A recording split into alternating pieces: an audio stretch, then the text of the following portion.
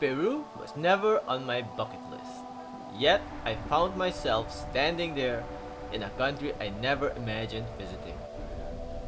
It's the third largest country in South America, boasting an incredible diversity that both enticed and overwhelmed me. With 5 weeks ahead and no itinerary, we embraced spontaneously. Lima is enormous, a sprawling maze of neighborhoods, each with its own rhythm. We had no idea where we were, but after some research, we learned that Parque Kennedy was a must-see. Armed with a sense of adventure and the help of a navigation app, we set out to find our way to Miraflores. The journey felt like an initiation, figuring out which buses to take, navigating unfamiliar streets, and watching the city unfold before us. Eventually, we arrived in Miraflores, and immediately a cool ocean breeze welcomed us. The chaos and uncertainty of our first night faded as we strolled through the vibrant area. Parque Kennedy was alive with energy. A mix of travelers and locals filled the square, chatting and laughing as street performers entertained passing crowds. And then there were the cats, dozens of them launching in the sun, climbing trees, and winding their way through the park. I couldn't help but smile at the sight. How had they all ended up here? Nobody seemed to know, but they were the unofficial guardians of the park, adding an unexpected charm to the scene. We continued our day with a visit to the Inca market. The temptation to buy every colorful trinket was real, but I had to remind myself, this was only day one. There was so much more to see and experience. We then made our way to Larcomar, a shopping mall unlike any I'd seen before, built into the side of the cliff overlooking the Pacific Ocean. It offers stunning views. It was a perfect blend of modernity with international shops and local boutiques, all perched high above the waves crashing below. To top it all off, we discovered a free chocolate tour. As we learned about the chocolate making process, sampling pieces along the way. I couldn't help but think about the contrast of this moment compared to the day before. From a shaky start in a rough neighborhood to enjoying chocolates. The adventure had only just begun, but already I knew Peru was going to be full of surprises.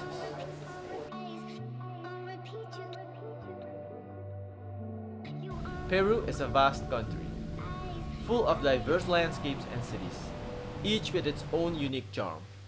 The sheer size of it all can be overwhelming when planning a trip, but we decided to follow our instincts and head south, which led us to Ica. Well, welcome back here in the city of Ica. We've just arrived after 5 hours of bus rides and 2 crying babies. As soon as we arrived, we were surrounded by a flurry of taxi drivers, each trying to sell us on their vision of the best tour in town. Amid the chaos, one name kept coming up: Huacachina, a desert oasis just 5 kilometers away. Nestled among the towering sand dunes, it sounded like an adventure.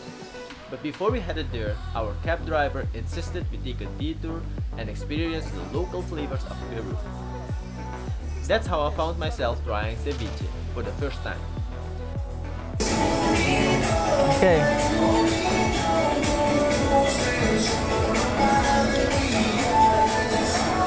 So what's your fun? Kung pushing it of liters onto the first eater. So then to eat them apart. Good na? I don't know what to say about this meal. Let's just say I wouldn't vote it as the world's best meal. It's one of Peru's most famous dishes, but honestly, it wasn't for me. With that culinary experience behind us, we turned our attention to the oasis. The next morning, we made our way to Huacachina, the small town surrounded by the vast golden sand dune. Felt like it had been pulled straight from a dream. It was an adventure hub buzzing with excitement from tourists and locals alike. The sand dunes loomed above us, and we couldn't resist the challenge of climbing them.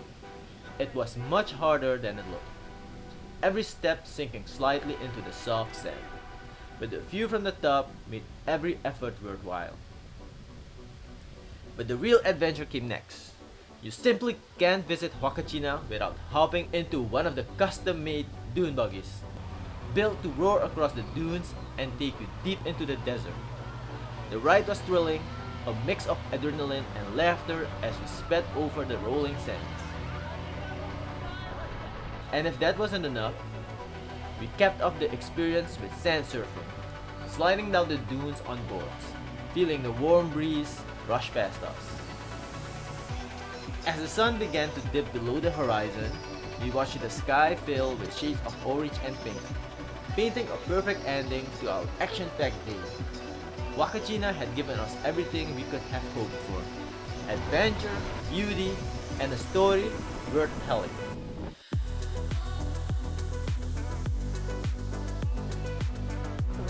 With the sands finally shaking out of our pockets and ears, it was time to say goodbye to Huacachina and face the 15-hour journey to Cusco.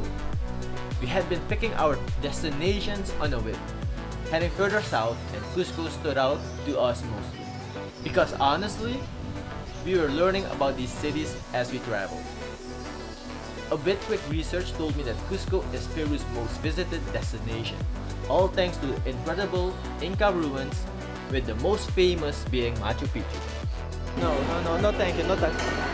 So we've just arrived here in the wonderful city of Cusco. It is 4:18 p.m. and yesterday we left Ica for Cusco at around, oh my god, okay, that's it. Yes, yesterday we left Ica for around 9:45, so you can calculate how many hours I was on the road. We booked an apartment just outside of Cusco's main square, Plaza de Armas. After the long and grueling bus ride, we needed to take a 2-day break from all the hustle and bustle. During this time, we got to explore the surrounding area and figuring out which tours we could fit into our schedule. Our first adventure was the Chinchiro tour, to a picturesque town just outside Cusco. I highly recommend visiting it, whether you're on your own or with a tour or a group. I opted for a tour, which cost about $40 and gave me the chance to see 3 fascinating destinations near the Sacred Valley. The first stop was Centro Arqueológico de Chinchero, a traditional Inca town in the Sacred Valley of the Incas, located in the Urubamba province. With over 15,000 inhabitants across 12 indigenous communities, Chinchero preserves Inca architecture and cultural practices like barter. The village felt like a time capsule, with its ancient stone walls and vibrant handcraft markets. The highest authority, the Varayok, is still appointed by the communities, a reflection of the ancient Tahuantinsuyo organization system. Walking through Chinchero, I could feel the connection to the past. Although this was one of the smaller Inca ruins, it was still impressive. We had an hour to explore, and I have to say, it would have been far more interesting with a guide to explain the stories behind the stones. Our second adventure was an ATV tour. Even though I had no prior experience with ATVs, the guide gave us time to practice before we started. It was thrilling to ride through the landscapes on my own ATV, heading towards the agricultural terraces of Moray, tucked away in a secluded corner of the Sacred Valley. These terraces and aqueducts form a complex system that the Incas used to grow over 250 types of vegetables. The concentric circles were not only stunning to look at, but also a testament to the ingenuity of Incas and farmers. As I wandered around the terraces, I couldn't help but marvel at the sheer brilliance of the design. How they transformed the natural landscape into an agriculture marvel. Though the ATV ride was bumpy and far from comfortable, I had a lot of fun. This part of the tour included a Spanish-speaking guide, which made it a little challenging for me to fully understand the details, but I still enjoyed the experience immensely. To wrap up the tour, we visited the salt pools of Haras, arguably one of the most photogenic remnants of the Inca civilization. The salt pools were carved out by the Incas more than 2,000 years ago, and today the 5,000 rainbow-colored pools are still harvested for salt by local Sacred Valley families. The geometric patterns of the pool, set against the mountainous backdrop, was breathtaking. The town of Haras itself is also worth a visit. With its charming 7th century colonial church and local markets where you can pick up salt as a unique souvenir. After some political unrest in Cusco, we had to rush out of the city for a while, but I returned once the situation calmed down. That's when I decided it was time for the Machu Picchu tour. There are many ways to experience this iconic site, each with its own unique twist. But I went with the most common and cheapest option, a 3-day, 2-night trip for about $210. It was an experience beyond words. The journey began with an 11-hour shuttle bus ride to the Sacred Valley. After a quick lunch, which was included, we set out on what was supposed to be a 2-hour hike, but it ended up taking us 5 hours. I wasn't in a rush. I wanted to savor every moment of the hike, taking in the stunning scenery as the sun dipped below the mountains. Eventually, we reached Aguas Calientes, which literally means hot springs. It's a small town of about 3,400 residents, with an average of 1,500 tourists passing through each day, as it is the gateway to the Inca citadel of Machu Picchu. Aguas Calientes is a quirky blend of hotels, restaurants, craft markets, thermal baths, and basic public services. There's a certain charm to it, the sense of being in a place that exists solely because of the ancient wonder just a few kilometers away. After a restful night, we were ready for the big day. Initially, I considered hiking to the top of Machu Picchu, but after some thought, I decided to take the shuttle bus instead. Arriving at Machu Picchu, I didn't know what to expect. Part of me wondered if it was all overhyped, but standing there, I finally understood why this is South America's most popular travel destination. The misty peaks, the ancient stone walls, and the sheer magnitude of the site left me in awe. It was a moment that I'll never forget.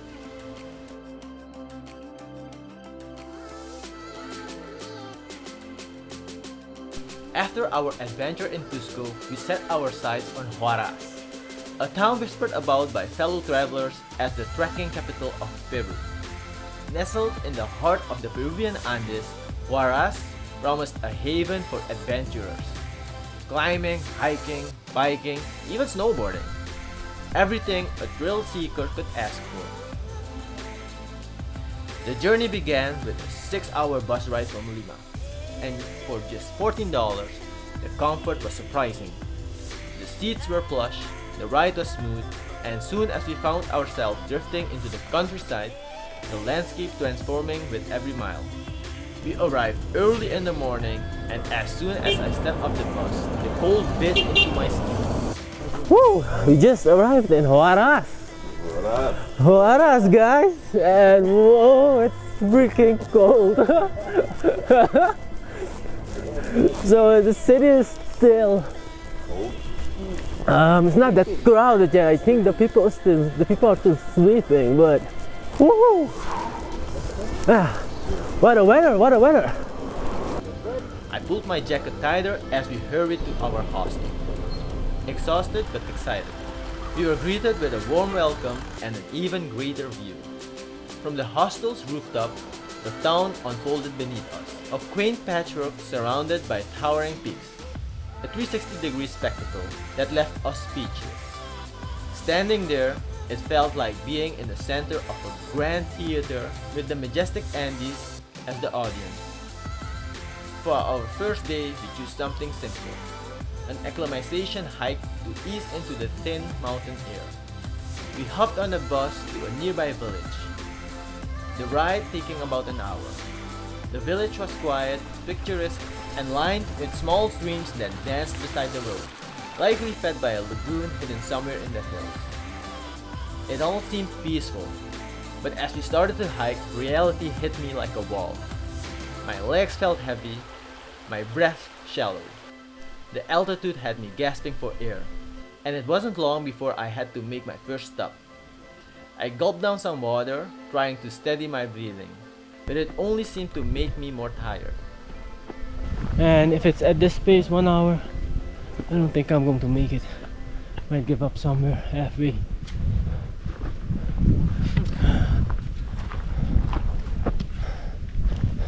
You guys can go ahead, okay?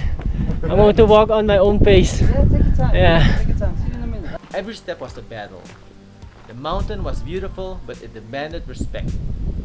I pushed on, refusing to fall behind my friends. But my body had other plans. My head grew light, and each pause made my eyelids heavier. I must have passed out at some point because the next thing I remember is a gentle voice waking me up. A woman passing by, concern in her eyes. I thanked her, feeling embarrassed and defeated, but the mountain didn't care about pride. It was clear I couldn't continue. I had to turn back, leaving the trail's mysteries for another day. Media hora, sí. Media hora. Oh my god. Cansado. Cansado, muy cansado. Yeah. Muy cansado. It was a tough decision, and I couldn't help but feel disappointed.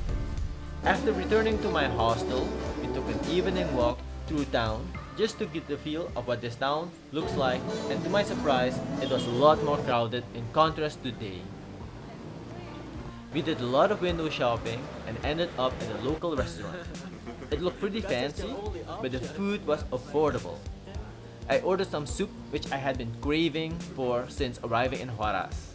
The sad part was that I didn't like it, which was very disappointing after longing for some soup.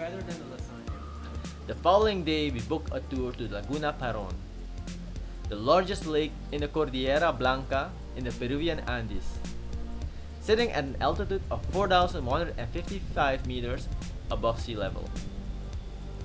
I had my doubts and concern about doing this trip, especially as I was still battling altitude sickness.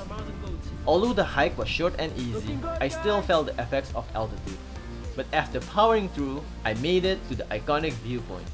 It was like looking at a painting. Absolutely breathtaking. I spent 3 wonderful days in Haras, but with being sick for the most of them. I felt it was time to move on.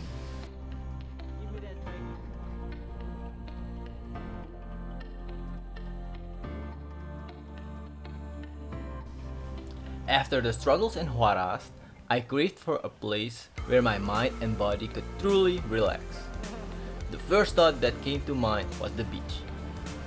And that's how I found myself in Juan Chaco, a popular seaside resort in the province of Trujillo, Peru.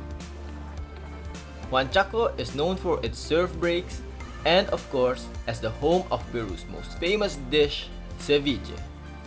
I knew I wasn't going to try that, but the town itself had a different kind of flavor that I wanted to experience. When I arrived, I felt an immediate sense of calm. This wasn't a place bustling with tourists or overflowing with souvenir shops. No one tried to sell me tours, and the only vendors I saw were a few local street sellers. A rarity compared to where I'd been. The atmosphere was refreshingly authentic, and the weather was perfect, with clear skies and a gentle sea breeze. I could feel the stress lifting from my shoulders, and it felt like I was exactly where I needed to be. I spent my days taking long afternoon walks, finding peaceful spots along the shore to sit and listen to the waves. The sound of the ocean seemed to wash away the difficulties of the past few weeks. But the highlight of my time in Juan Chaco was the surfing lesson. For $25, I booked a day lesson, even though I had no illusion about being good at it. To be honest, I was terrible, and so was my friend Ryan. But it didn't matter. We laughed so much falling off our boards, swallowed by waves and cheering each other on. It was pure joy and And I realized that maybe the point wasn't to be good, but to just let go and have fun. It was one of the greatest experiences of my life, and it left me wishing I could surf more often. Juan Chaco quickly found its place in my heart. It's a town I'd recommend to anyone visiting Peru, a place where time slows down and you can truly escape the hustle and bustle of everyday life. For me, it was the perfect spot to find some much needed peace.